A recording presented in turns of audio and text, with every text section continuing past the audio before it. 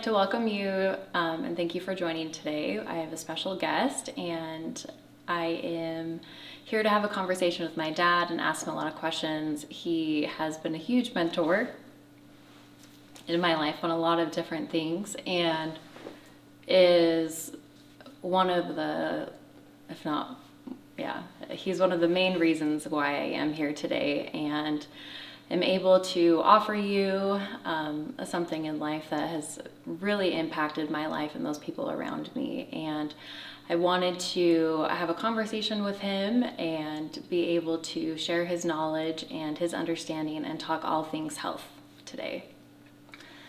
This is my dad, and will you tell us a little bit about yourself? Sure. Well, first off, I'm your dad.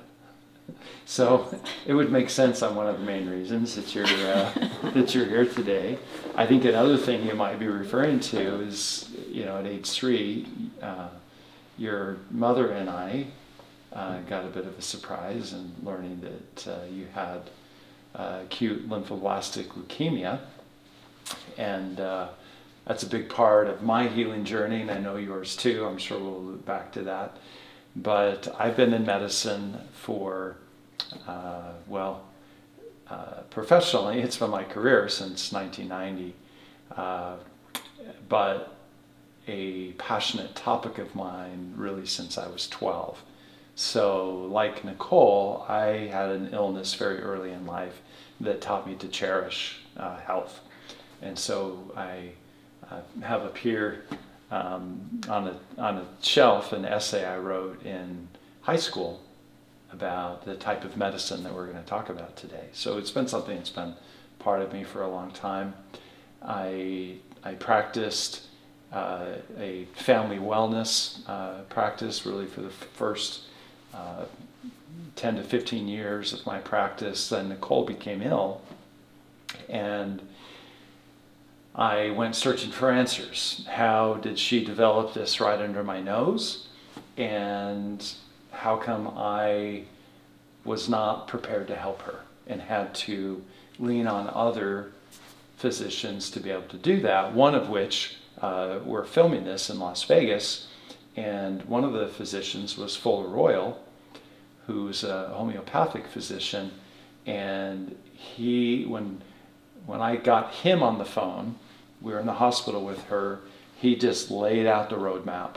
He knew exactly what to do, kind of took charge even over the phone, and we coordinated with him in the hospital, and then we ended up going to see him, and she's this well person before us today. And that really just changed my whole trajectory in medicine. I wanted to have answers like he did. I realized I had a very limited tool set and a very limited understanding as to how the body worked, how it got sick, how it got better. And so I went back to school. I did an internal medicine program in Kansas City and totally changed my practice in working with those who were disabled with rheumatologic conditions, and really thoroughly enjoyed that practice. And then one of my mentors in healing that I found along my journey was Dr. Victor Frank, and he developed a system of healing known as total body modification. And as he was getting ready to retire from that, he ended up passing the baton to me, and so I purchased a company. It was back in 2009, 2008, 9, and I've been running Total Body Modification ever since that time, training healthcare practitioners literally around the globe. And we're here today because Nicole is just beginning her own medical practice, and I was speaking with her about how important it is that people beginning to work with her really understand our form of medicine, because it's very distinct from the type of medicine that everyone else, that all of you more than likely grew up with. I cottoned on to this type of medicine at age 12, and so I was a little bit unique in that very early in life, I realized masking symptoms was a dead end and was not what I wanted to do, and went on the journey of really discovering if you're not going to mask symptoms, what do you do? And that's what's led us here today, and me here to be sitting down with you. Yeah, my life is a direct result from the type of medicine that he's been able to provide. And a question that we had always had as kids was, what is TBM? So that would be my first question. What is total body modification, and what is TBM? Great. I'll take it from there. Total body modification, or TBM, it began in the 1960s when, again, my mentor, Victor Frank, his wife also developed leukemia, a very different type of leukemia than you had. Hers was CLL, not ALL, and it's what adults typically get. And he was already a practicing chiropractor, naturopath, and radionics practitioner. And so he had a considerable background, but when his wife had leukemia, and they had several kids, some adopted, some that were foster children, and his comment was, I realized if I lost her, I had to raise these kids alone. And he said that was not happening. And so he went to figure out how to get her well, and had a lot of innovative breakthroughs in doing that. And then shortly after, and she got well and fully recovered.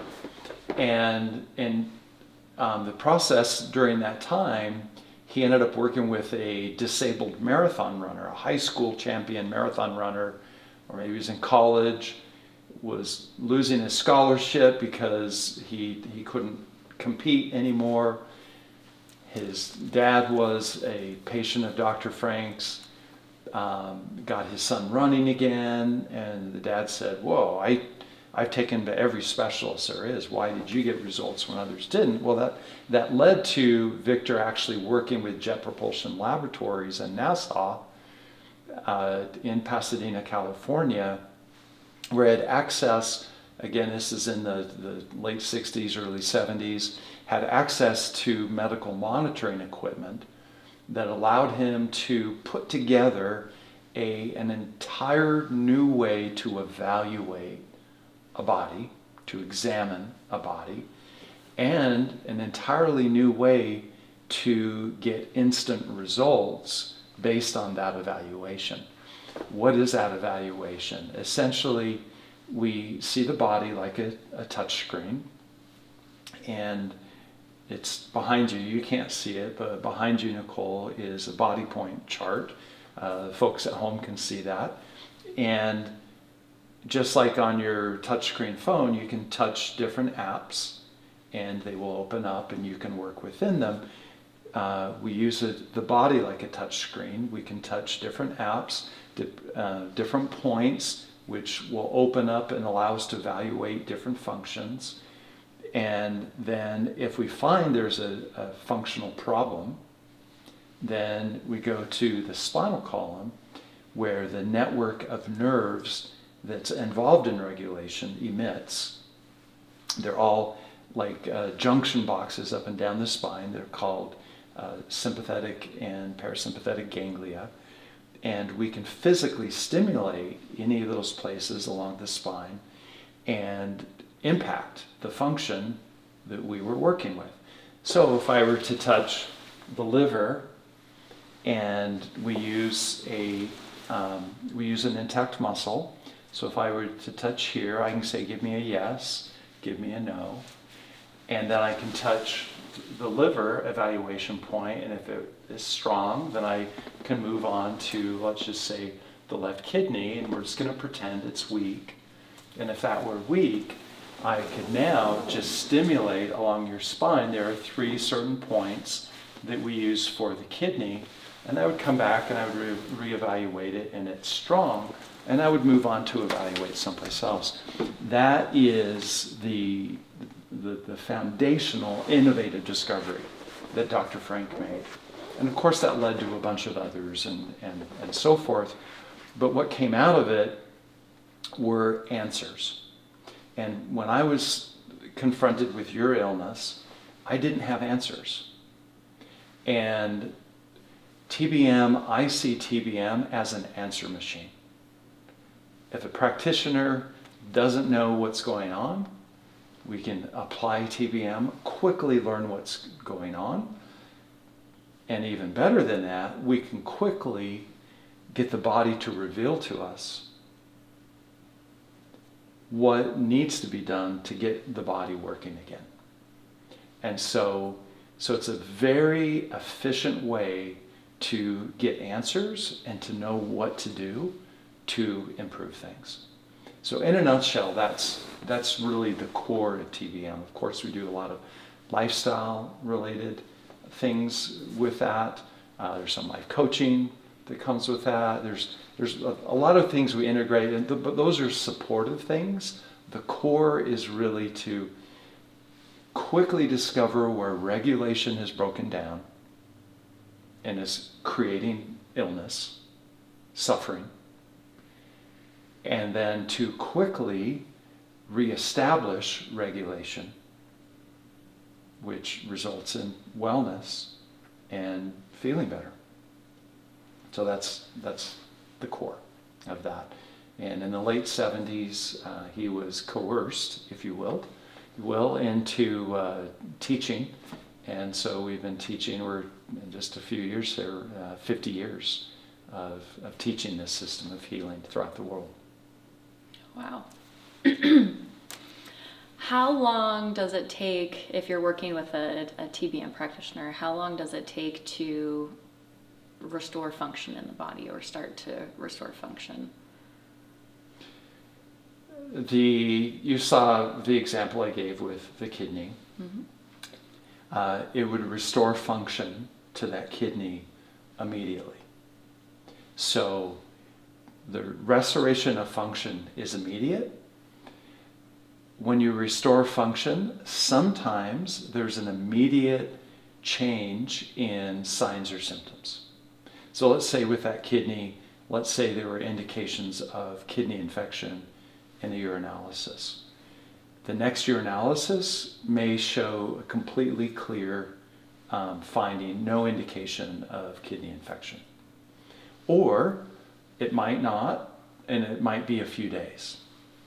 So sometimes there's some tissue damage that's going to take a bit of time for those cells to turn over and for repair to happen. And sometimes that's really not the case. There isn't much damage. Everything's essentially fine. It's just not functioning. So there's nothing broken, just the function, the regulation is not happening. So we can always restore regulation instantly, if you will, but sometimes once that regulation gets restored, there has to be some turnover, some fresh tissue, some repair, healing that way, that may take a little bit of time. So some symptoms, and we kind of get addicted to this in TBM, usually the symptoms go away instantly. And so much so that if they don't, we generally think we've missed something or we did something wrong.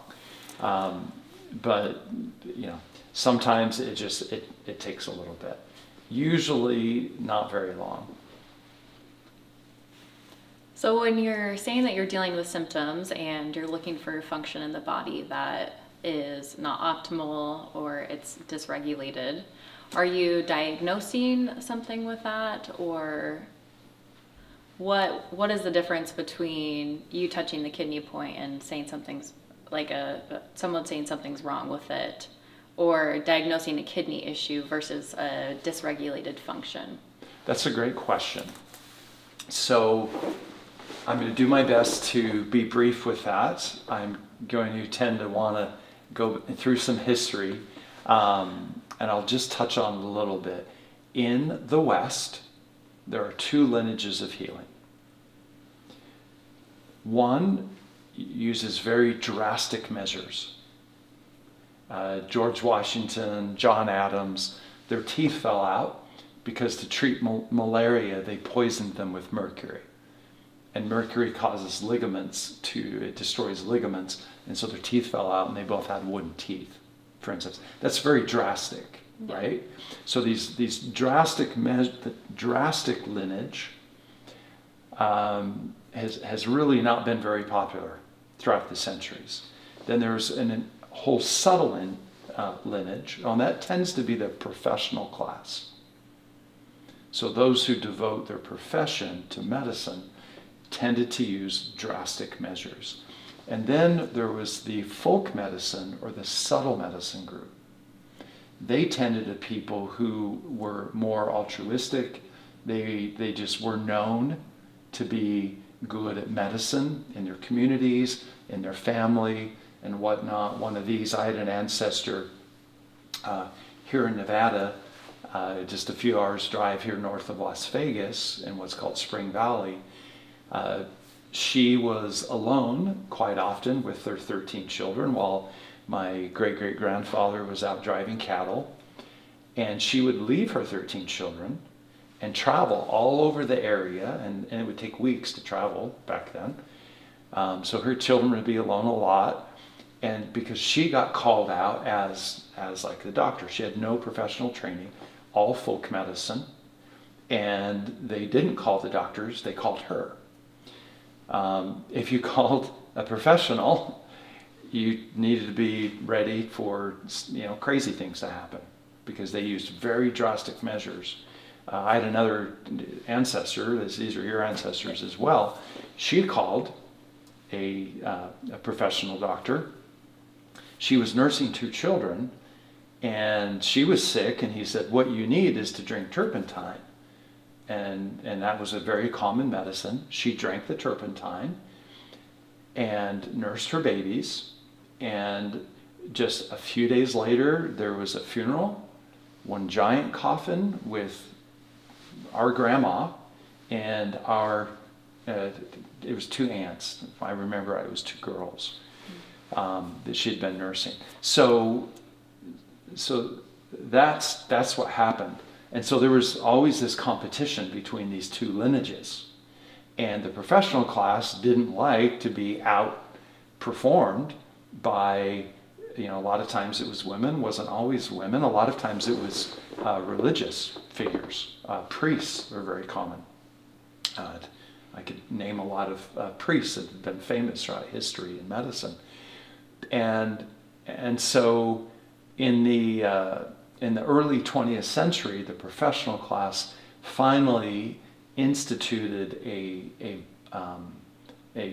program through laws and regulation and control of education that essentially completely eliminated, in the United States, completely eliminated the subtle influence medicine class. And this derby between those two goes back at least to the 14th century in England. In the 18th century, someone who was training to be a professional physician, his name was Mesmer, he did not want to do drastic medicine. At that time, today drastic medicine is called biomedicine or biological medicine.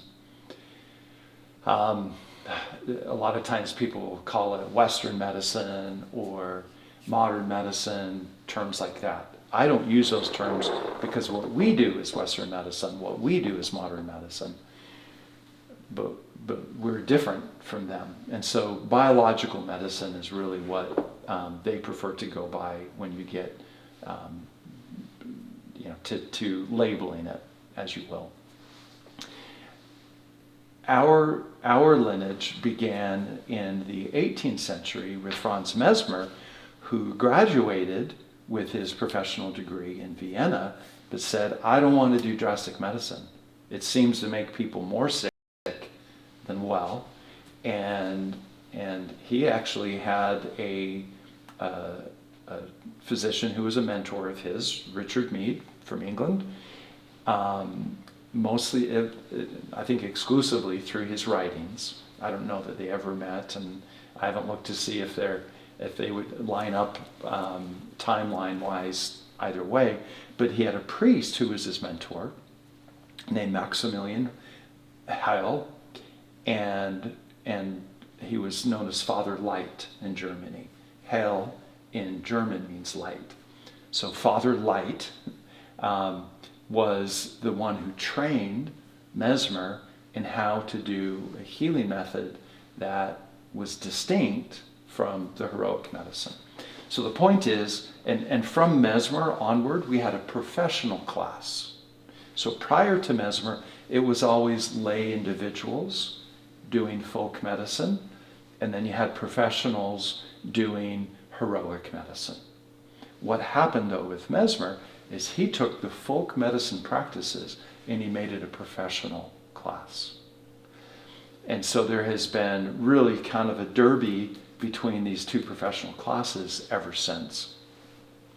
In our lineage, in subtle medicine, we do not diagnose, we do not treat disease, we don't prescribe dangerous medicines. And so, in answer to your question, if I were to touch your kidney and have a positive indicator that something's wrong, I wouldn't be diagnosing you with any kidney disease. I would just say your kidney's in dysregulation. That's not a good thing. We're going to fix it. We could check your heart. We could check your ovaries, your uterus. We could check your pituitary. We could check hearing. We can check vision. Any function that there is in the body. In fact, recently we've incorporated a lot of the Human Genome Project revelations into TBM, where we can actually test for functions relating to genetic issues, what are called single nucleotide polymorphisms. So we can get super specific. If we're aware of a function, we can evaluate it and we can make sure that it's on board. And so we, unlike this other lineage, we do not directly treat anything in the body. We see the body as the only one who's capable to restore itself. We work indirectly. So if you had a kidney infection, I would not work on your kidney infection. I would work on restoring all of the functions that are needed for your body to resolve the kidney infection. So I work indirectly. So I don't diagnose disease. We don't diagnose disease in TBM.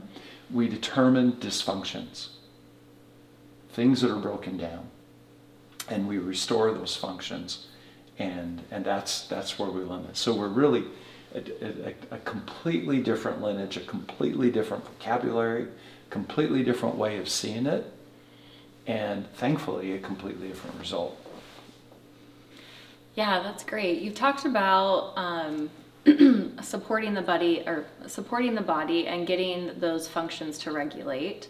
Again, what within TBM, aside from muscle testing and getting some positive indicators, what other are there any other techniques within it, or are we doing dietary changes, or what support are we using in our daily life to when we're working with a TBM practitioner? Sure. So first off, TBM is a system of healing that contains literally thousands of techniques. At least 3,000 techniques. So it includes any and every technique that can be brought to bear to restore and to maintain and optimize regulation. So if that is a nutrient, if that is rubbing on the spine, if that is a purple feather, I don't care. Yeah. So what my clients care about is just getting well and results, and doing it safely and efficiently in a way that respects their time, way that respects their pocketbook. Generally, people that do TBM, we operate outside of the national healthcare models, outside of the third-party payer system in the United States, and the relationship is just directly between us and our clients. So when it comes to things other than like that core that I mentioned, say touching a body point and then stimulating different levels on the spine, beyond that, we will do things like dietary changes, for instance. One, if you want to be well, you have to stop eating poisons. So the body has taught us over time what's poisonous and what's not. One of the things that's poisonous are non-nutritive sweeteners. Okay? Sugar is not a poison, except dose makes the poison. So if you overdo sugar, which most commercial products that use sugar today, they overdo it. Okay? But if you make something at home, you use a little bit of sugar, your body's going to be fine with that. But there are some things that such an infinitesimal amount achieves that level of being a poison that we've learned in TBM it just needs to be completely taken out. Non-nutritive sweeteners would be one of them. Today it's very vogue to talk about seed oils. We've been talking about seed oils since the 1970s. So seed oils are very, very disruptive to liver function. One specific thing. So through our evaluation methods, that became obvious very early on. We didn't need to wait decades for more data and for popular opinion to change and etc. So we cut out poisons.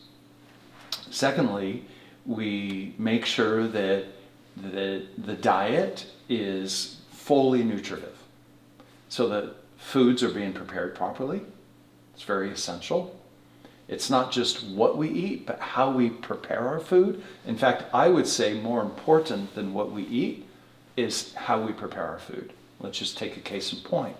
You take wheat, you grind it, mix it with some water, some quick rise yeast, and you bake this gorgeous loaf of bread. That loaf of bread will kill you. It literally is deadly. I won't go into it, but if anyone spends very long looking into that, it will kill you, whether it's obesity, whether it is celiac disease, etc. It is deadly.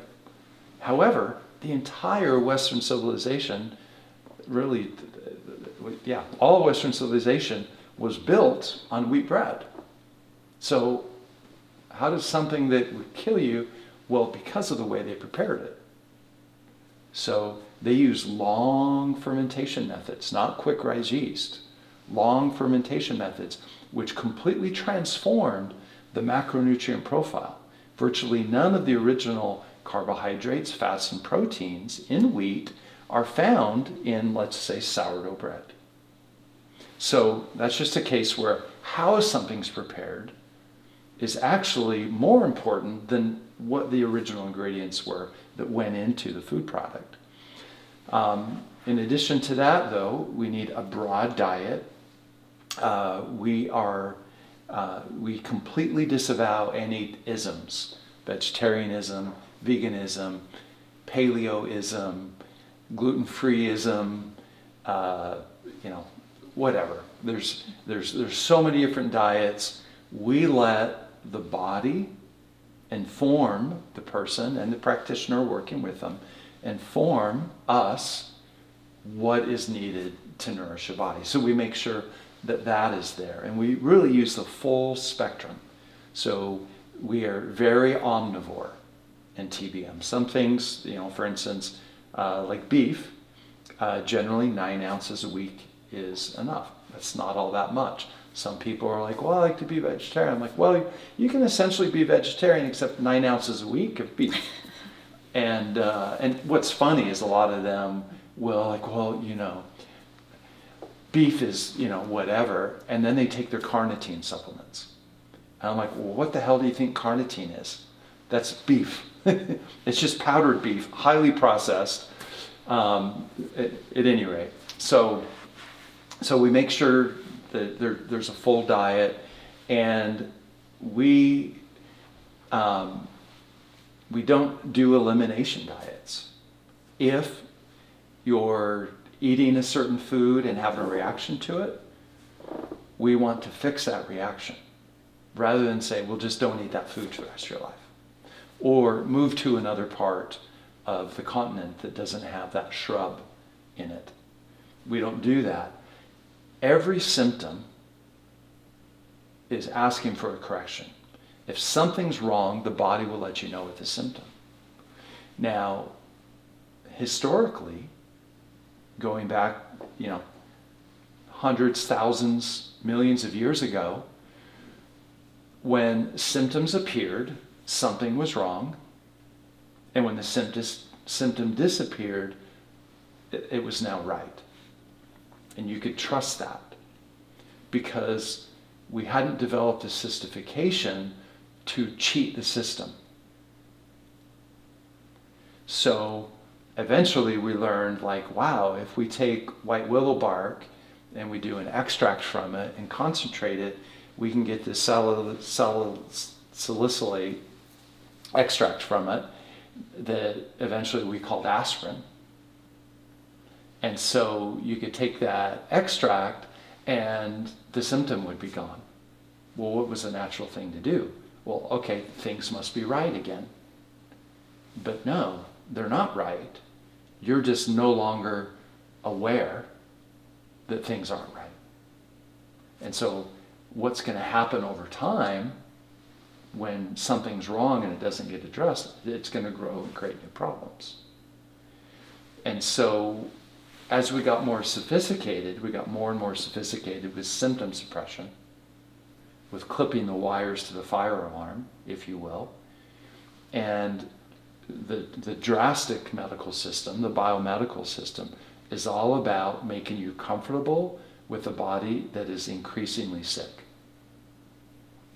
What we do is we work to restore regulation, which makes the body increasingly well, and as that is happening, you feel better and better and better, and your life opens up. Things that you couldn't eat before, you can now eat. The hike up the mountain that you couldn't do before, you now can. The night that you couldn't sleep all the way through, you now are. The menstrual cycle you couldn't have without missing 2 days of work, you now hardly even noticing that the menstrual cycle is even happening. So in biomedicine, they have this, I used to associate with the Pain Research Center at University of Utah.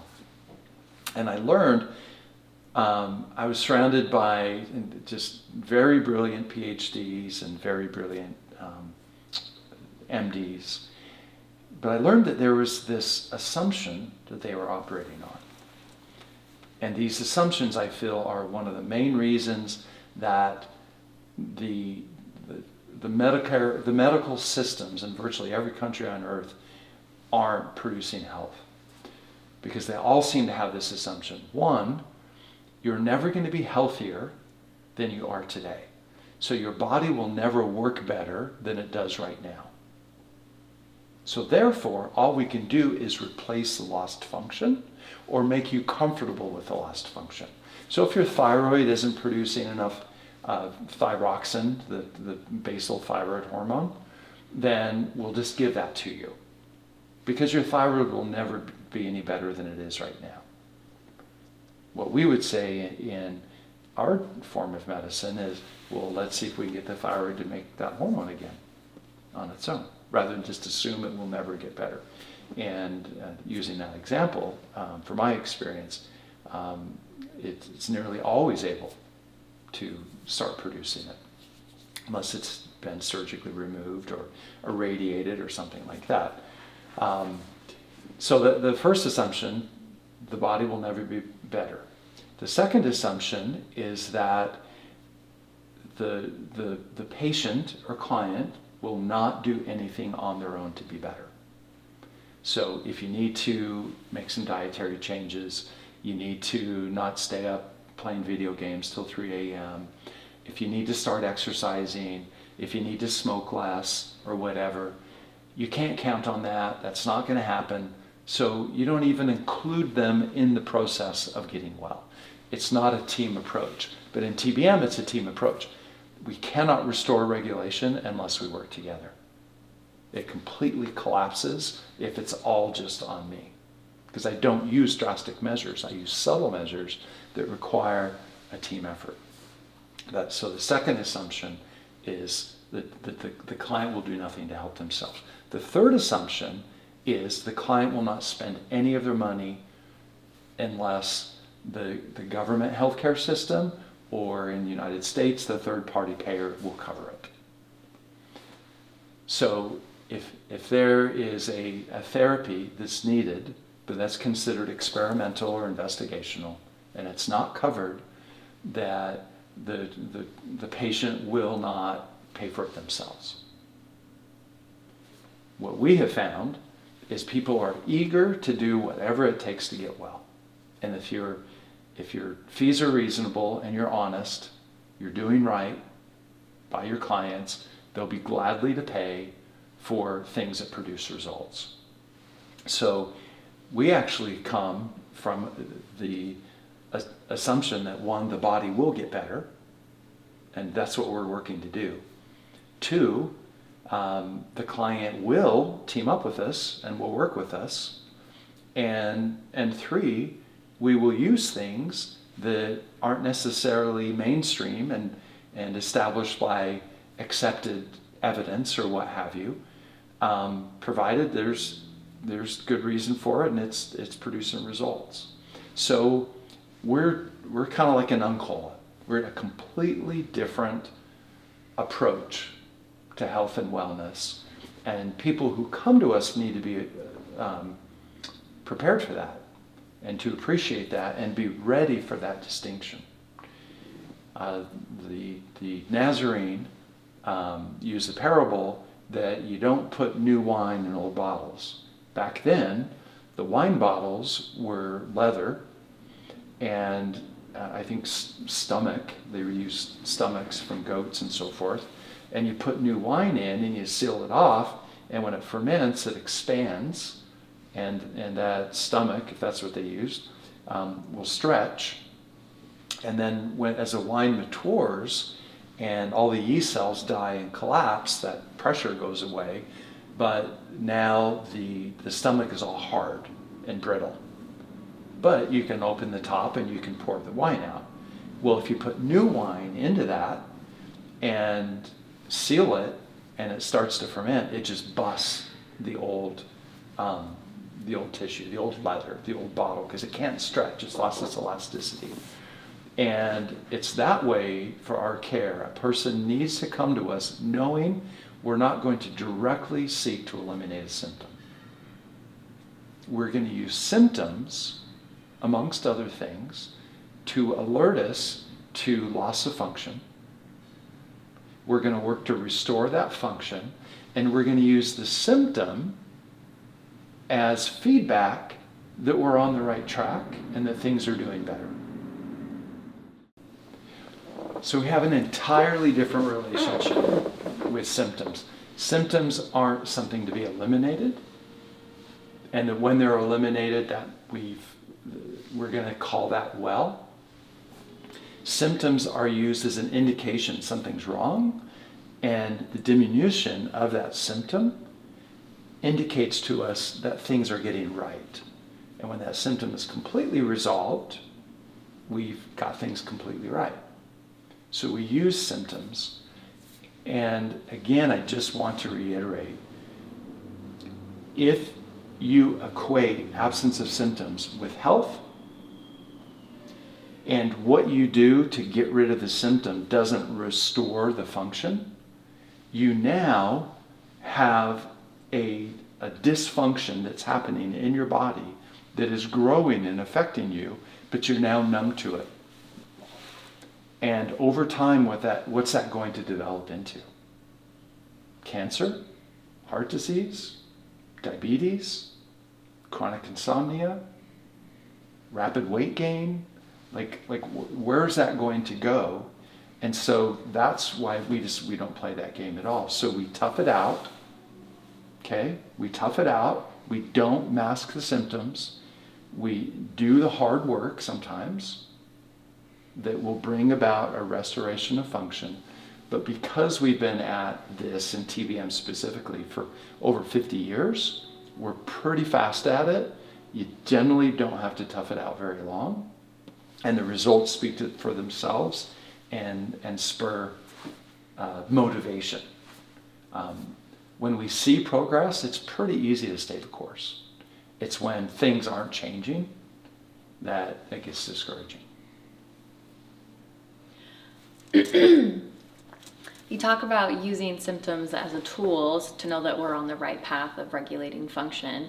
For someone who has used drastic medicine throughout their life and they're watching this video and they have a list of symptoms that they're either masking or dealing with and trying to tough it out, is their body in a position where they can trust those symptoms and that feedback, or is there a process of learning when it comes to getting your body back into regulation, being able to trust the feedback that's coming as well?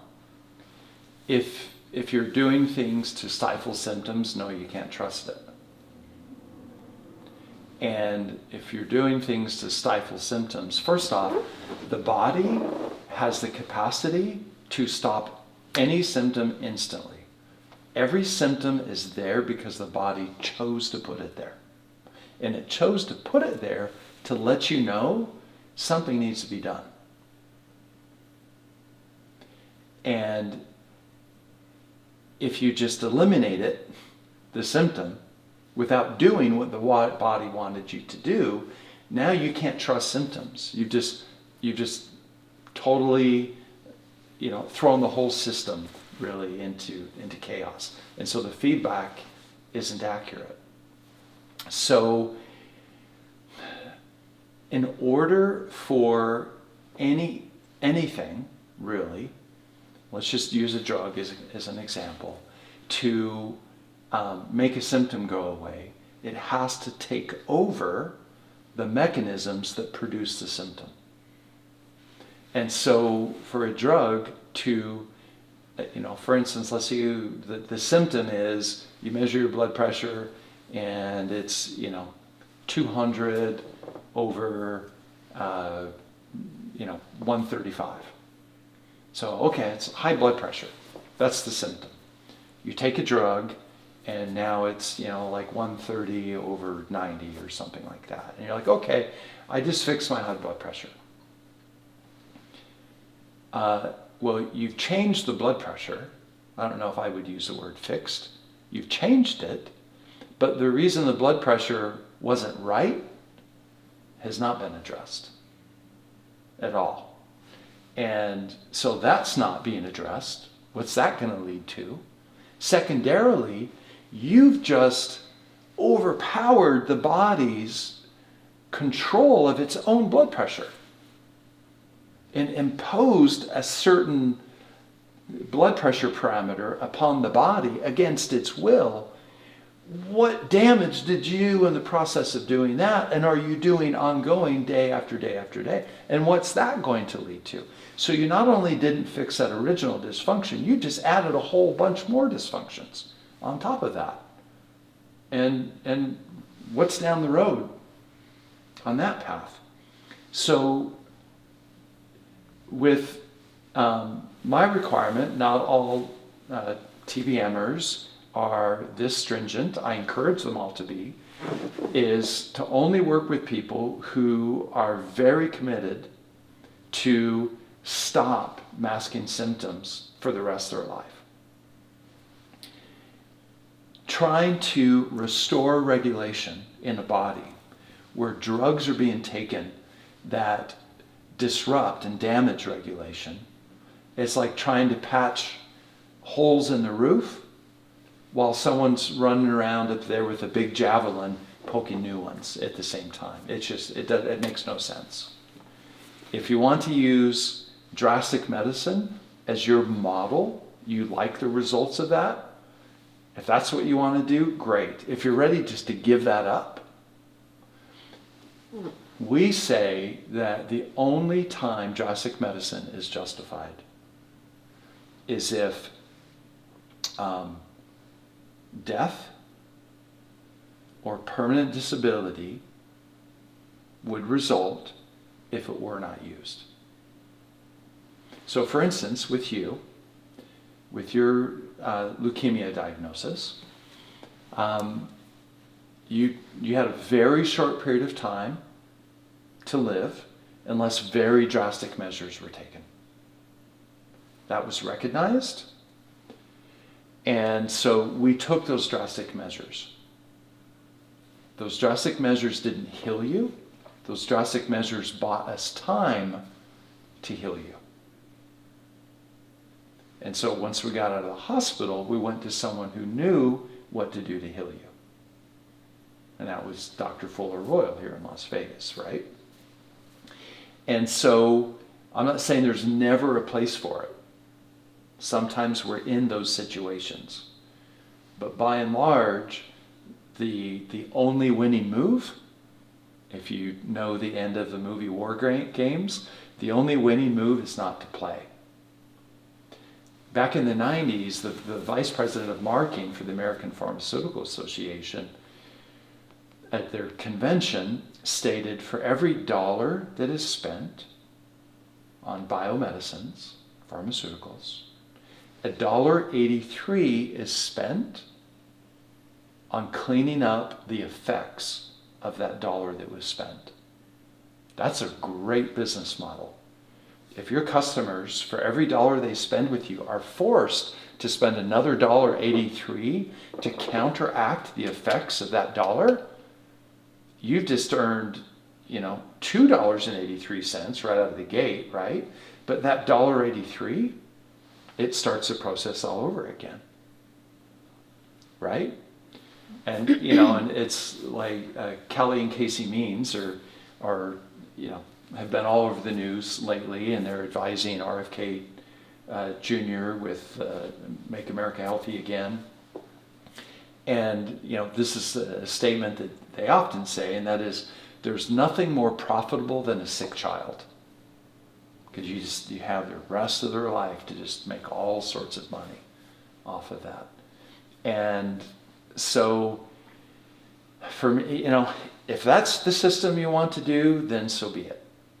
If you're ready for something entirely different that has no side effects, the side effect is that you have to do your part. The side effect is sometimes you have to be a little patient while the body rights itself. Okay? Side effect is you have to work together with someone. It's not something you can do on your own. You cannot do this healing to yourself or on yourself. Okay?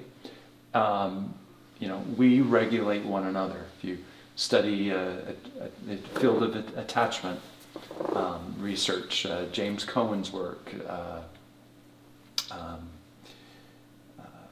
the emotionally focused therapy, what's her last name? Sue Johnson. Sue Johnson. And of course, John Bowlby's work. If you understand that, we human beings regulate one another. And so we take that to a professional level. And so it is a social thing. So if you can deal with those parameters, chances are a person will be very, very happy with the results they get. And having a body every day that works better. I am the healthiest I've ever been in my whole life. I was disabled by the age of 12. And every year to couple of years, I've made enough strides where I can say I'm the healthiest that I've ever been. And that's what restoring regulation. Mesmer, he proclaimed one cause and one cure. He said all disease is caused by one thing, and it's all cured by one thing. And what he said is that one thing is dysregulation. If the body is not regulating itself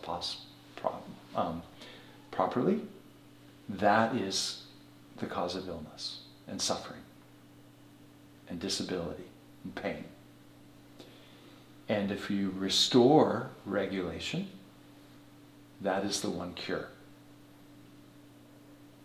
And so our system is about finding that dysregulation, restoring it back, so that which was lost can be found again. For someone that is interested in becoming a client, we've talked a lot about drastic medicine and pharmaceutical measures and sick children, and if you're in that system, you end up like a domino effect. And at what point can you decide that you're done with that and come out of that? Like what would qualify you to become a client? Is it just a decision, or can you never have biomedicine originally? Do you have to be a specific religion? What would qualify a person to make this type of change and want to choose into a different umbrella of medicine? The ability to draw breath. That's the only qualification.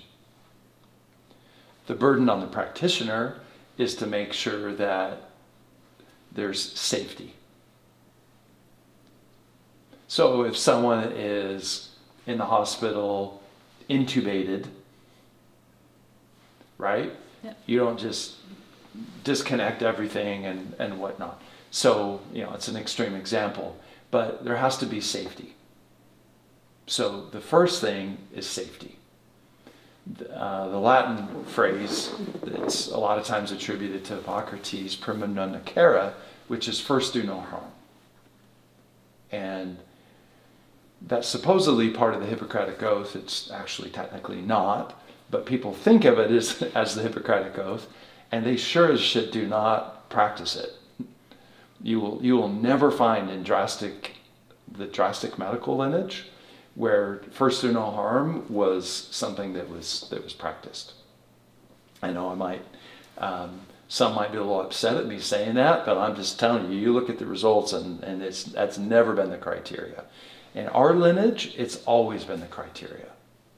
So it has to be safe to do whatever we do. Now, for instance, when you were in the hospital, and I started calling other physicians around the country, and they all said, I will not touch a child with cancer. I will, if she were over the age of 18, I would work with her, but I will not touch her. And so I had no options, right? I'm calling, and I get Dr. Fuller on the line, and he said, look, this is what the hospital's going to do. They need to do that. They get her to this point. Once she's to that point where they will release her from the hospital, bring her to me. And we'll start working on the healing process. He recognized certain things had to be done for there to be safety, to have time to do the healing. So a person's qualified if they can breathe, and if receiving what we do is safe. And some might be taking a medication. So for instance, let's say they have insulin-dependent diabetes. So they're administering insulin. They would need to work with a TBM practitioner who's had very specific training on how to apply TBM to someone who is insulin dependent. The rules are different. And as long as the rules are followed, which means there's safety put in place, nothing is done that is going to jeopardize their well-being, then we can work with that person. And in my experience, they will not, after a certain period of time, need to continue to use that insulin. That's what I've seen in working with those individuals. So if they can breathe, and if the training and the other things are available for it to be safe, it's green light. It doesn't matter what religion. The other thing is the person needs to be willing to do whatever their body requires. And if that requirement is 9 ounces of red meat a week, which is what we found is universal, then that's what needs to be done. And if a person says, well, I'm a Jainist, practicing Jainist from India, then their religious belief would stop them from doing what would be needed for them to heal. And I would say that person, TBM is not for that person. They would need to find some system of healing that worked within the Jainist, philosophy. That's kind of, again, is an extreme situation I'm using as an example. But a person needs to be completely willing to do whatever it takes. And the body will let us know. We read the body gives us feedback. And if there's something that needs to be done, it's because the body said it needs to be done. If it's something that needs to be eliminated for a short period of time from the diet, or if a sleeping schedule needs to be adjusted, or what have you, it's always the body letting us know what its needs are.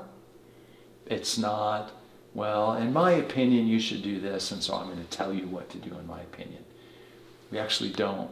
We don't see ourselves as the expert. Your body is the expert.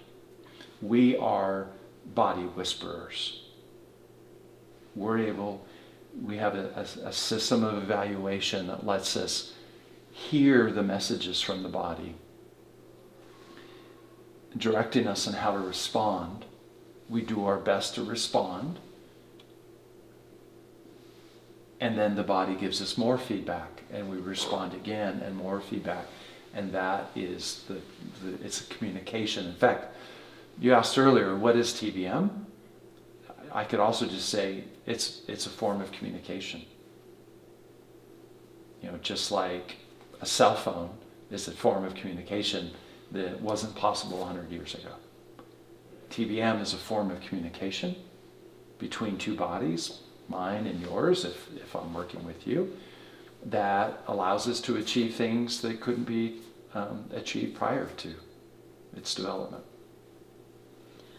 As a TBM practitioner or as a client, how, falling into biomedicine and drastic medicine, how do we prevent that domino effect?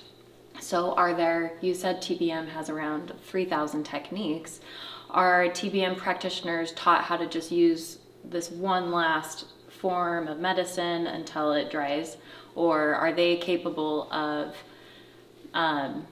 within their training, are they taught to wield different areas of medicine or different areas of the lineage? And how do we know that they aren't they have this one thing that takes care of this one symptom and you're just gonna take it until the end?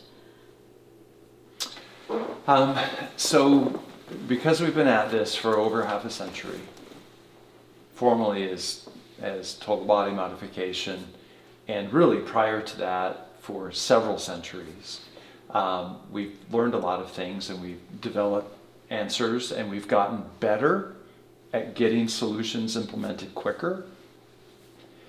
That being said, it's open-ended. So if we, for instance, with the inoculations that came with, what's called, the COVID pandemic, right? And the inoculations that were developed for that, they put new ingredients in there. And some of those ingredients had never, ever been developed and used inside of the body. So it created problems that we'd never, ever seen before. And so because of that, we had to develop some new techniques. So our system is open-ended. If we ever run into a situation where something is truly novel, we really don't have anything in our library that quite resolves that. If a practitioner is thoroughly trained, on their own, they will be able to develop something. If they're not that thoroughly trained, they can reach out to other practitioners who can work together with them to come up with solutions. Is that what you mean by stopping the domino effect and not trying to overwork one technique to to solve everything? Yes, if there was an opportunity for further learning within it and further development on the technique. You've talked about a lot of the techniques are centuries old, and how they develop over time. Especially, we have a toxic environment now, and how does our body deal with that? And there's a lot of new things, like with inoculations that were required for a lot of people and causing new problems. So after a period of time in your life where you are using drastic medicine and on medication, or you've had a lot of drastic intervention, is that something that your body can ever recover from? Do you ever get amnesty from that? Do these medications just come in your system and out your system, and then you deal with the damage done later? Our experience is that every pharmaceutical has a lifelong effect. In fact, I want to differentiate between repair and healing. If I were to get a laceration on the back of my hand, within X number of days, that laceration will have repaired. Sickness, a laceration is not sickness. That's trauma. That's the effects of trauma. That's tissue damage. It has nothing to do with function. It's damage to the hardware. Sickness is damage to the software. The body is not capable of fixing its own software. So once the software has been damaged, that dysfunctional programming will last for the rest of that person's life. And all that they will be able to do is try to compensate, restrict their life, minimize their life, treat symptoms to deal with the effects of that damage, of that loss of function. Unless there's an intervention to restore that function. So just like exposure to a toxin or a microbe or physical trauma or psychological trauma, with intervention that can be turned around. Those things can be turned around. So can pharmaceuticals. So a big part of what we do is to wipe away the effects of all the pharmaceuticals that have ever been taken, all the physical traumas that have ever been subjected to, all of the psychological traumas, etc. So TBM is amnesty for a person. So from this point forward, once we've went through this renewal process, those things are behind them. And now the things they do to make their life better will work. And the things that are available to everyone are now available to them. So, yeah, I think that gets you there. So when someone is taking a pharmaceutical to mask a symptom, or they're just questioning, just taking the pharmaceutical is only going to affect me, so what does it matter? Why do I need to get healthier? How does shifting away from drastic medicine into subtle influence healing and subtle influence medicine, how does that affect you as an individual? How does it affect the people around you? Is it something that if you heal as an individual and you're working with a practitioner, are those effects going to ripple out in your life? Or is it just something that every individual person kind of has to do on their own? I just want to go back to something I said earlier, and that is we regulate one another.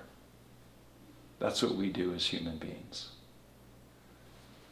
James Cohen tried to get a normal functional MRI indicating normal brain function on an individual, and he couldn't until he got another individual in the room with him. That the only way to achieve normal physiology is through connection. We have to have connection. There is a documentary done in the 1970s about African healing, some tribal traditional healing. The documentary is called Rich Man's Medicine, Poor Man's Medicine. And in there, when someone became ill, they went to the medicine man with their family and their neighbors. They didn't see that sick person as the problem. They saw the community as the problem, and that the sickness in that person was making the community aware that the community wasn't right. And so they went as a group to the medicine man, and the medicine man directed what to do directly for this person and what to do as a community to support them in getting well and for it to not come back. That is healing. We, again, so many people say, well, can you do TBM on yourself? I'm like, no, you can't. That's a complete denial of human nature. You cannot get normal physiology in isolation. What is the greatest form of psychological torture? Isolation. Solitary confinement. Yeah, solitary confinement. And it that ages people severely. And psychologically, a lot of times they don't ever come back from that. Our psychology is no different than the physiology of our heart or our liver or our joints. Okay? We regulate one another. One of the problems with biomedicine, it gets us to turn into some little physical pill bottle to get answers for us not regulating when we actually need to reach out to one another. And this is where TBM's lineage is folk medicine. And I include my clients, I teach them basic TBM. There are basic TBM things that people can do within their own family, within their own friends, so they can turn to each other for day-to-day things. And when things rise above that, then they come to the practitioner. So,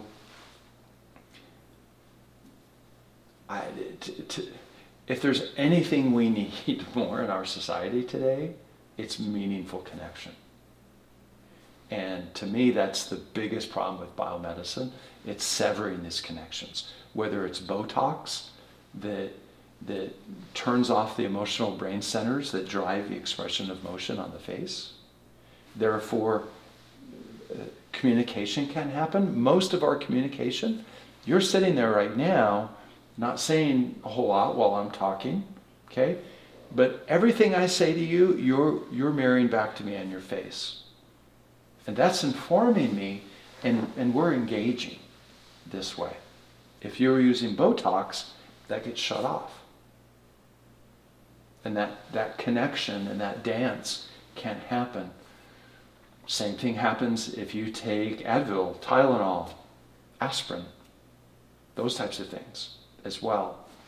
So TBM also is an invitation to heal through connection, to heal through regulating one another, and to become less dependent on a professional class.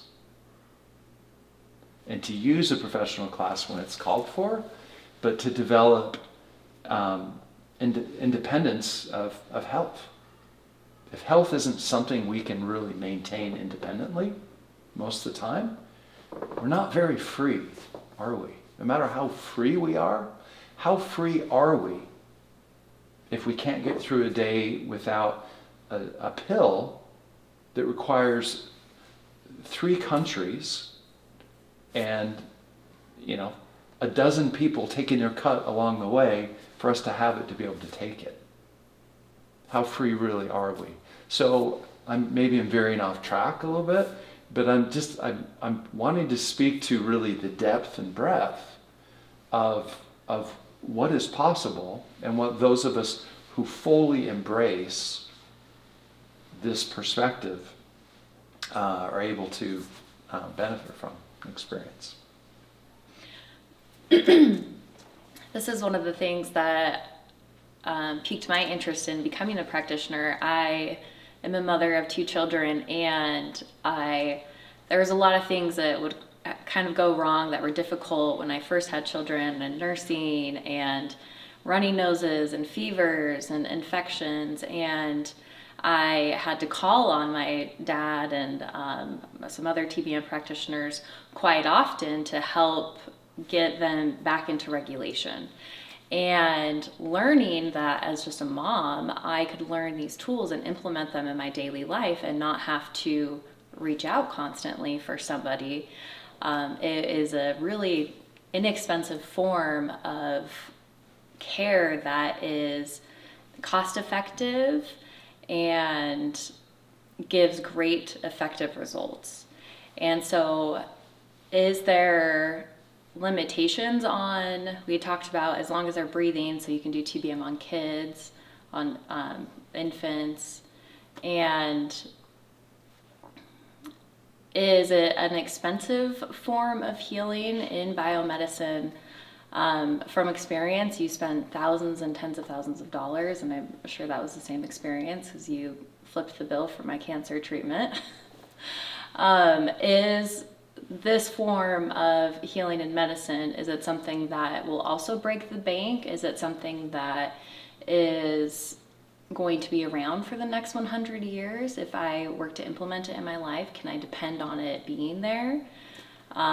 Is there any opportunity for me to learn any other tools so I can, or education as a client or as a parent or as a practitioner, where I can implement these into my daily life to help set me up for success and have a healthier lifestyle later?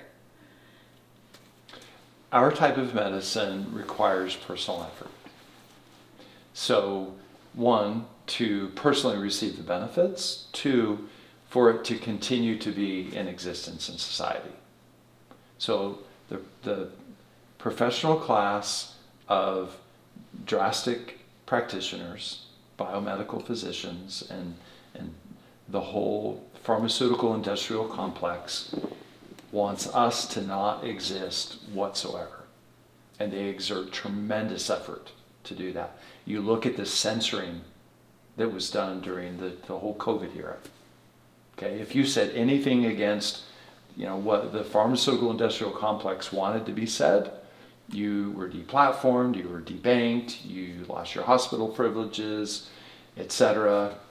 Okay, that's very well known. Well, that's not new. Mesmer was driven out of Vienna. Semmelweis was put into an insane asylum and executed. Okay, so there's been a battle. And if the public fights for this other system of healing to be available, it will be available. And thankfully it is today. And it is to some degree in every country. Things, vary from place to place.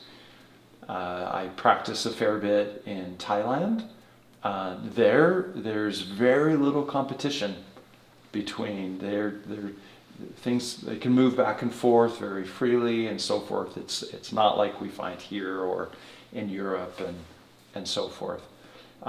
So yeah, it's always going to be around. It's been around since the dawn of time, folk medicine, and the professional class will be here as long as education can happen. I would need free speech to be able to do that. It's one of the reasons that free speech is so paramount. You can't have health if you can't share information that you need to be able to get to be healthy. So. Great. I wanted to ask. I've heard a lot of people accuse TBM of being a placebo. And I've heard it come up before, and I just wanted to ask you, is total body modification a placebo? Let's define placebo. So placebo means to please. And by that definition, TBM pleases people. It's interesting in biomedical studies, what is hard to do better than is the placebo. Is something that only works through what is inherent already within the body of the client. So someone interacts with the client with healing objectives. That client engages with them. There's an exchange between two people that has no known therapeutic value. That is really tough to beat. Think about that. Placebo is the gold standard. It's what everything has to be. You do nothing other than two people interacting. Tells you how powerful that is. You do nothing, and if you can beat that, you've got something really special, from a biomedical viewpoint. That's a really effective drug if you can do better than placebo. Now, here's another definition of placebo, and that is something that only has temporary result. So one of the things they'll say, well, when they do those studies, the placebo result only lasts for a few days. Sometimes it doesn't. Sometimes it lasts for the rest of the person's life. And sometimes it only does last for a few days. But how long does the drug last? Only as long as you're taking it. Once you stop, the problem's back. To me, that meets the definition of a placebo. What we do lasts for the rest of a person's life. So we take that dynamic. Something is happening when two people get together that is hard to beat.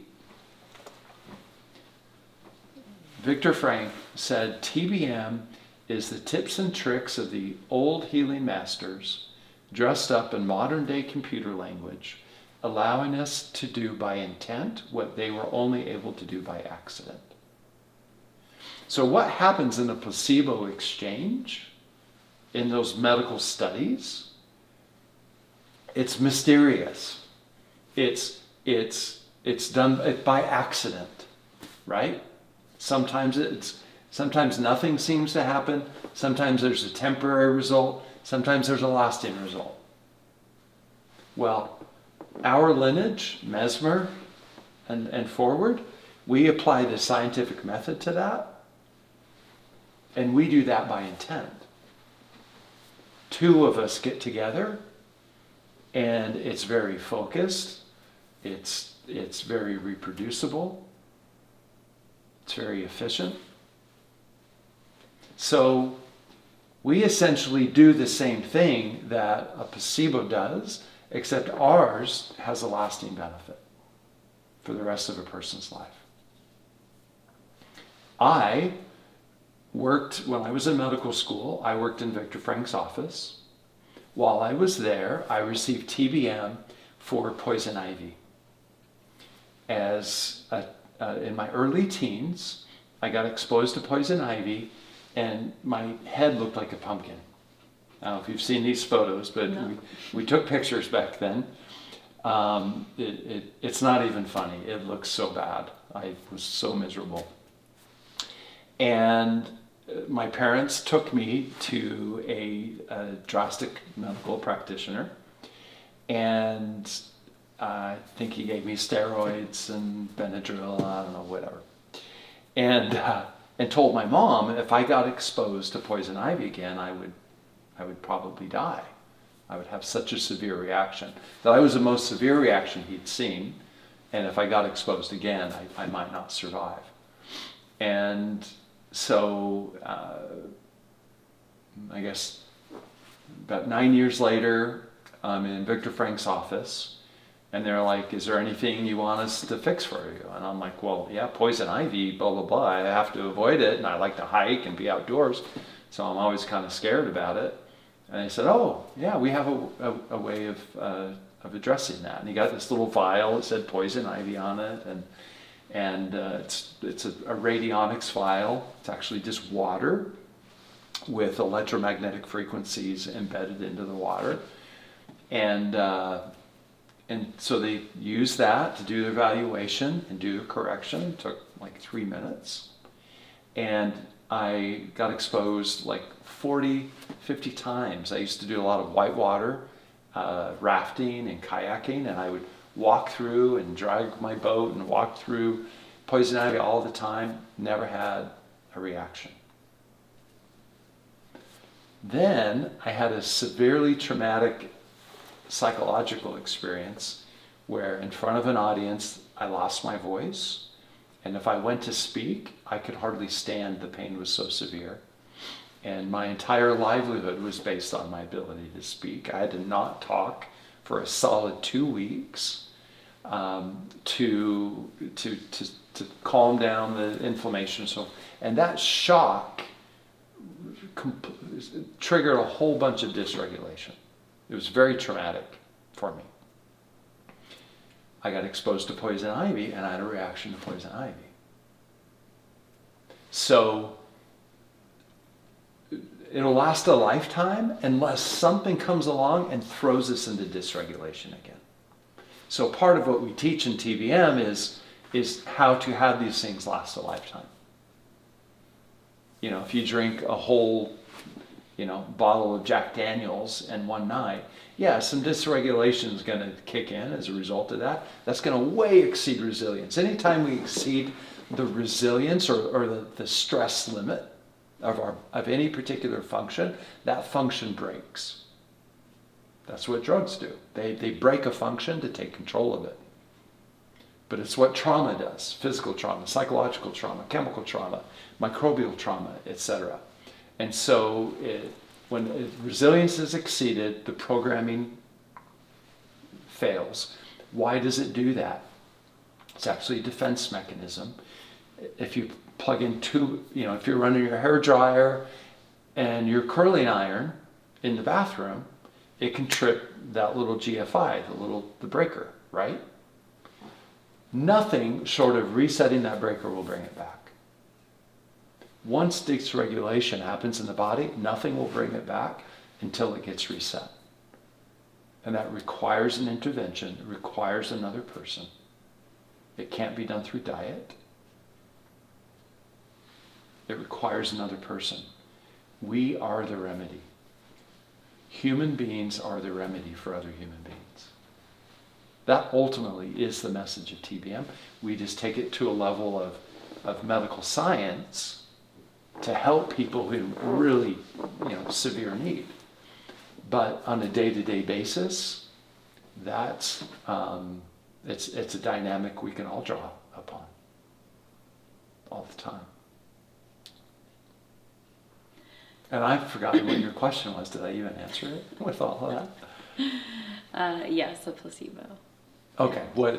Yeah. So no, it's not a placebo because it lasts forever. But yes, whatever dynamic is happening in a placebo, we're actually using a similar dynamic. Why is that important? Because we actually can access that dynamic over the phone. TBM can be done distance. Mesmer learned that from the very early on.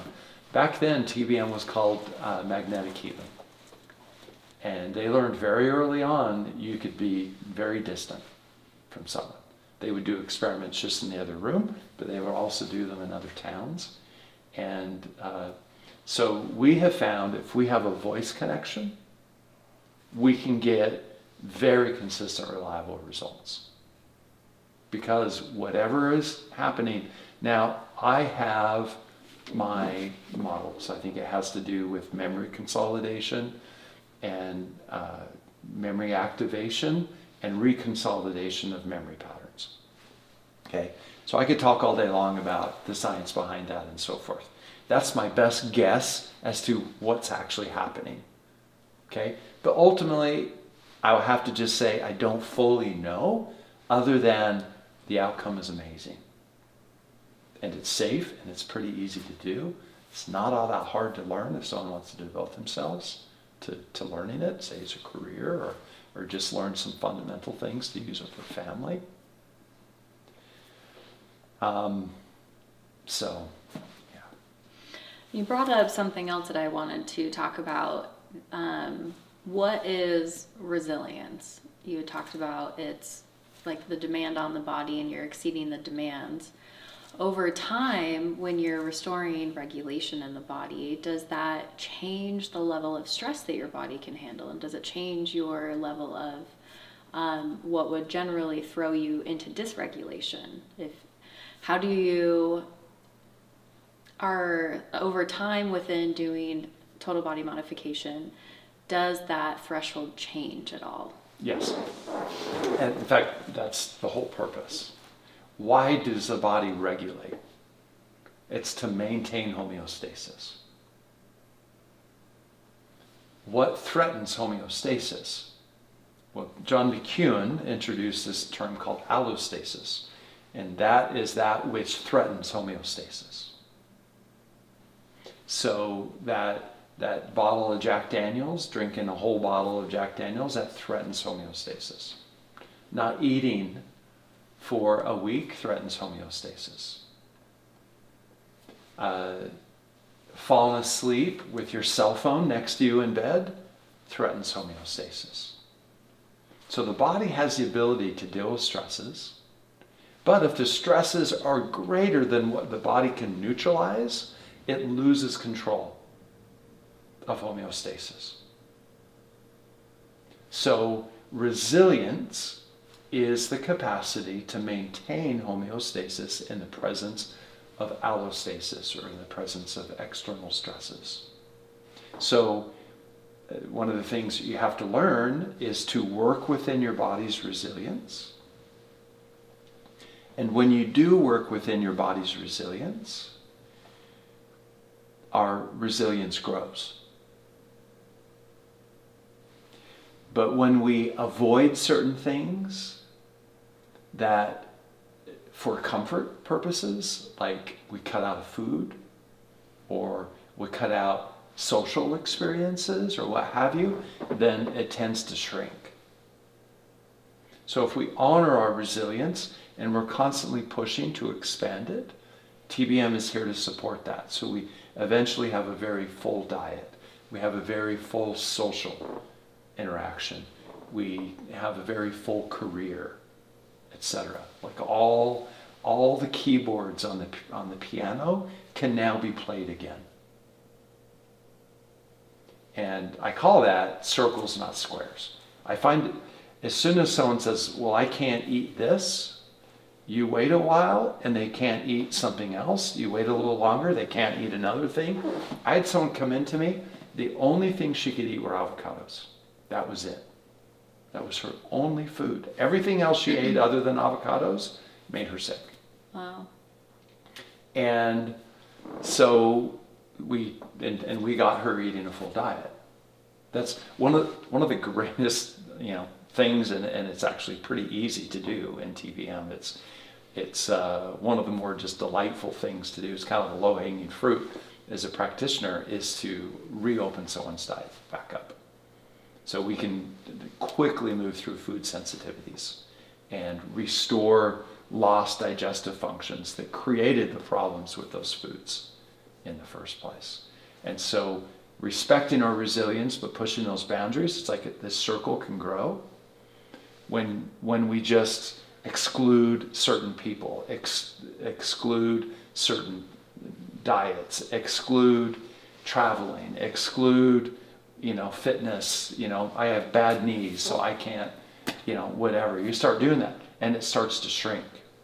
It makes me think of the walls in episode 4 of Star Wars, when they get in that giant trash compactor and the walls start coming in. It's like that. And TBM is the opposite of that. I eat everything. People are shocked at all the things, that I eat. And I have fun. I enjoy, I have a great relationship with food. I have a great relationship with people. I have a great relationship with politics, with my neighbors, and like that's like a full life, really, where all the keys on the keyboard can be played. That's the promise of TBM that excites me the most. Yes, it's nice to have less pain. Yes, it's nice to sleep better.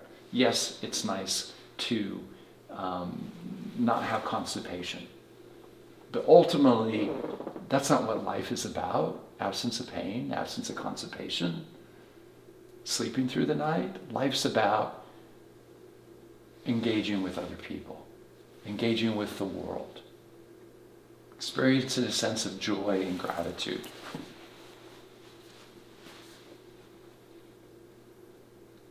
Yeah, it sounds like TBM really opens up the possibilities and opens all of the doors and removes all of the walls and all the barriers. I know that biomedicine, biological medicine, and drastic medicine, those might be newer terms for people.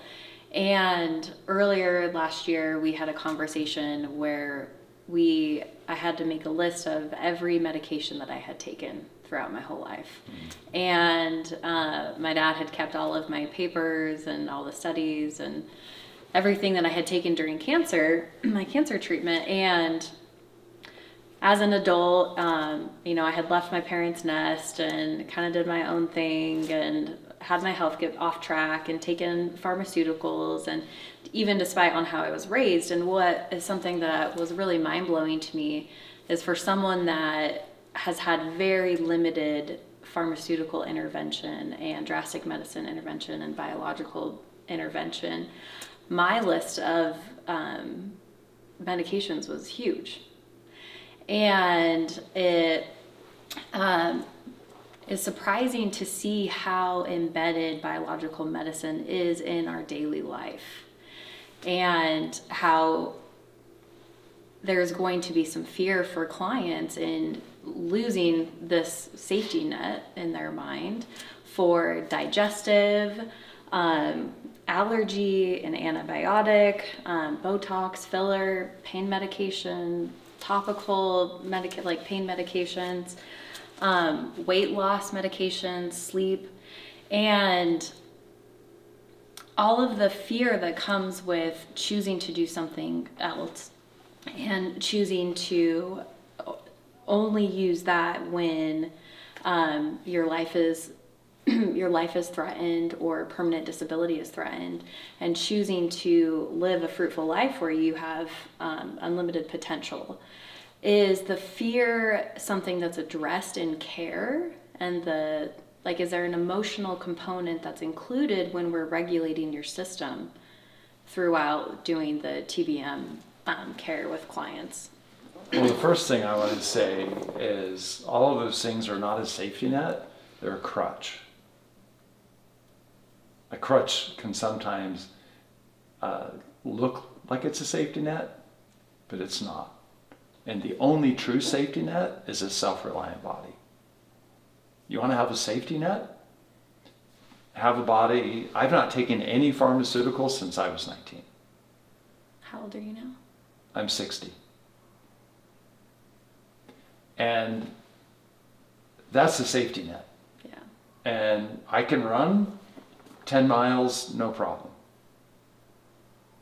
And unless it's really hot, I'm here in Vegas, if it's a cooler day like it is today, I don't need water. I can run 10 miles, no water. And I can do that on an empty stomach. That's the safety net.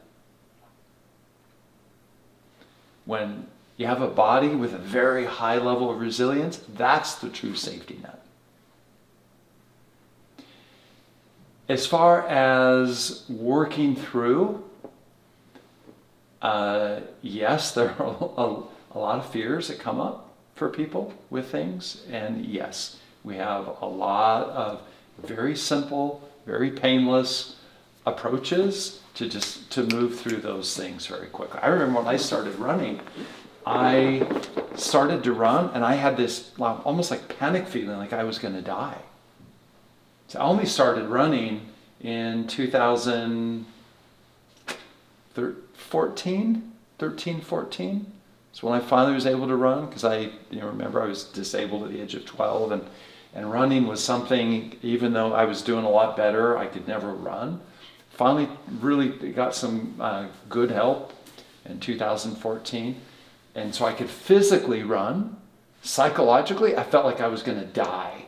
I would start running and I just felt like it was panic. So I went back to the practitioner, and next day I went and ran. I don't feel that anymore. We call it a situational, and I know you know a lot about situationals. We call it situational resilience. And I'm just going to tell a quick example of using that technique with someone. After I was running, I joined a track club, and I ran a race, and I ran the race. I won the race, and this woman came up to me and congratulated me and so forth. And she said, I have been the fastest runner since I was a teenager, and I've never come in first in a race. She said, no matter how big my lead is, when I get to the finish line, I cannot cross the finish line first. I always have to slow down and let somebody pass me. She said, my whole life it's been that way. Lots of times I'm the fastest runner. And I should, but I can't. I can't do it. And I said, and she knew nothing about TVM. She knew nothing about me. It was the first time we met. And I said, are you open to a little experiment? And so she lay down, and I did a procedure with her that literally didn't even take 90 seconds to do. And she was on next, and she ran, and she came in first place. And she came to me, and she said, what did you do? I mean, her mind was just blown. We all went as a group afterwards to get coffee someplace, and she could not stop talking about it. So yeah, there's a whole bunch of things, and they're so simple, and we don't dig into people's pasts, into their psychological pasts. You don't have to. All that you have to do is just bring it to mind, and we have ways to moving through those things quickly. Yeah, that's incredible. Just having kids, that's something that I use all the time on simple things such as test taking, or I have a dancer that's a daughter, if she's nervous to go on stage one day, or she gets scared to do like a little trick, one that she's normally able to do, and it totally just clears out the block, which it's just really cool to see. So she's doing awesome. Yeah. So she got great. A secret weapon. Yeah, she does. For mom. Let's see. So in TBM,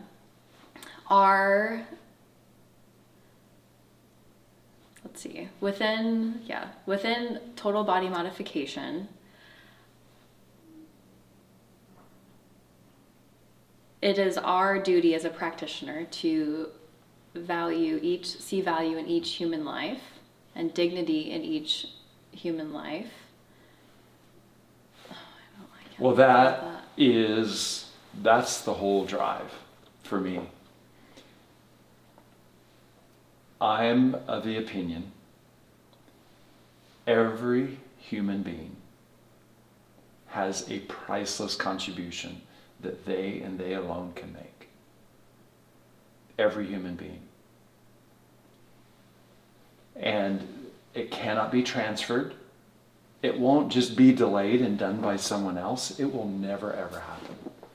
Every human being has a unique contribution that will rise all of humanity to some little degree. And that only when each human being is making their contribution, as a species, as society, as a community, do we efficiently progress. When people are on drugs, when people are disabled from illnesses, when people are psychologically disabled, etc., that's not happening. So for me, yeah, it's great to have different symptoms and so forth. I'll tell you, when you got back pain, nothing else matters, right? Like, we've all been in those experiences. I don't want to minimize that at all. And yes, TBM is amazing in those situations. But ultimately, why does healing exist? Why do we want to heal? Because we can make a difference, every one of us, and every one of us is needed. Every one of us matters, no matter what our socioeconomic status is, where we are, it doesn't matter. Every human being is priceless. So would that be the urgency to choose into doing TBM and having this whole other form of medicine open to you? No, the urgency is it's a Russian roulette to not. Every time you take a biomedicine, you have no idea what the effects are going to be. I don't care if it's the 178th time you've taken the exact same dose at the exact same time of day. You don't ever know. I'm going to throw my dad under the bus. I wrote something for my patients back in the 90s, what I want you to know about drugs. And in there, I shared a whole bunch of statistics that medical care is the number one cause of death in America. Has been, I did the original research in 1991. We published it through the International Coalition for Drug Awareness. And the Life Extension magazine, another writer for Life Extension magazine, did the research again in the early 2000s, and whose name is escaping me. Maybe it'll come back to me later. But that's an interesting thought, that medical care is the number one cause of death. When you add up adverse reactions, when you add up bed sores, when you add surgical mistakes, et cetera, you add all those things up, it's greater than heart disease, which is what's advertised as the number one killer. My dad had knee pain. He took a non-steroidal anti-inflammatory drug, acetaminophen, Advil, I don't know, whatever he took. And he developed a stomach ulcer. As a result of the stomach ulcer, he developed serious blood loss and developed anemia. And he was using the bathroom and passed out and fell over the bathroom. My mom found him, took him to the hospital. I wasn't there. I don't know if they used an ambulance or not. I suspect so. And they inflated his stomach, which has a chance of death. You have to sign your life away for them to do that. Diagnosed the ulcer. He spent like a week in the hospital. They did their full antibiotic therapy and so forth. All these dominoes that led, and thankfully he didn't die. He absolutely could have died through that process. The ulcer was from the drugs, right? So about 2 weeks ago, I get a call from someone that my dad was with at the time, and said, I don't think your dad's going to make it. We'd like to bring him down to your home and see if you can help him. I'm like, of course, I'm here, bring him down. And what happened is some hygiene was neglected on his skin, and he developed like a boil type of a thing, right? And it became quite painful for him. He went to a biomedical physician who said, let's just go ahead and cut it out. And you've got some others that we could probably take out too. Should we just do that? And he's like, sure. So they put him under general anesthesia to remove boils. By the way, I got operated on my ankle without anesthesia, right? Drills, screws, and so forth. I'm kind of hardcore that way, but I'm not going to let someone put me under. It would really take a lot for me to sign off on that. I'd probably have to be unconscious and someone else made the choice or something, I don't know. But at any rate, so, and then they put him on antibiotics. Some of the antibiotics are known neurotoxins. He had an adverse reaction to one of the antibiotics, and it triggered neuropathy, and he developed a spontaneous flaccid neurogenic bladder. What does that mean? That means his bladder died. It no longer contracted to expel urine. He no longer felt a full bladder, any urgency to urinate. And so he wasn't urinating, and if you don't urinate, you have a day to live. His neighbor, a couple decades ago, didn't urinate for 24 hours. I don't know what his situation was. Maybe it was a flaccid neurogenic bladder as well. It's a very common thing in diabetics. And his wife insisted he go to the hospital. He went to the hospital. He's fully alert, gets to the hospital. The damage that was done after the 24 hours so severe, they couldn't keep him alive, and he died in the hospital just hours after they got him there. So my dad, from the antibiotic, develops this flaccid neurogenic bladder, stops urinating, finally goes in, and they catheterize him and tell him he's going to need to catheterize for the rest of his life. He wasn't liking that. After a couple of weeks, we went back and said, is there anything else we can do? They said, well, there's a drug you can take that, might help, whatever. I don't know what they told him it would help him with. He took that, and then he started to hallucinate. And he is 86 years old, and his whole physiological status just began to spiral like an airplane going to the ground. And that's when I got called. And thankfully, we were able to clean all of that up and turn that around. His neurogenic bladder is probably 50% improved, I would say, within about a week of working with him here. But my mother, she died due to adverse drug reactions just about a year and a half ago.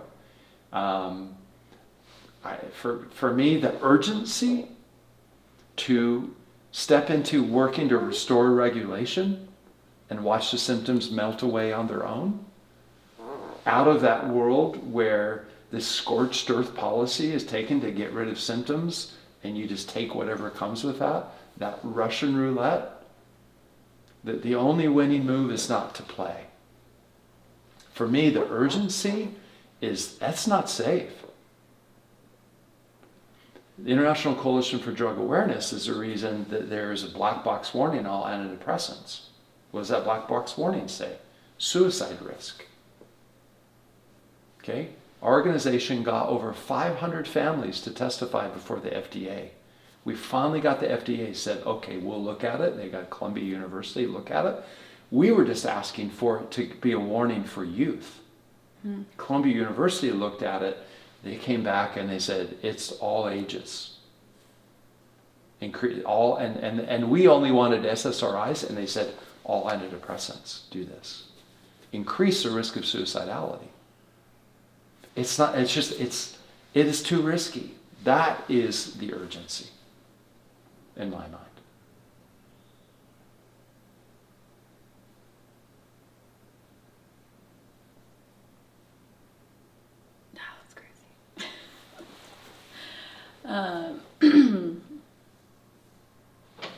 Okay, sorry, I didn't mean to leave you speechless. I know, yeah. thank you for spending the time and effort. We've been working on this conversation for a really long time and being open to ask these questions so we can share them with the world and help those people who are wanting to make a difference in what they're doing and have an effect on those around them and promote connection and health and wellness. So thank you for taking the time and answering all of our questions today. You're welcome. It's actually always been a dream of mine to do a podcast together with one of my children. Perfect. Years ago, I thought it was going to be your younger sister, but I'm thrilled to do it with you. You beat her to it. No, yeah. It's my honor. Thank you for having me. Thank you so much. So, all right.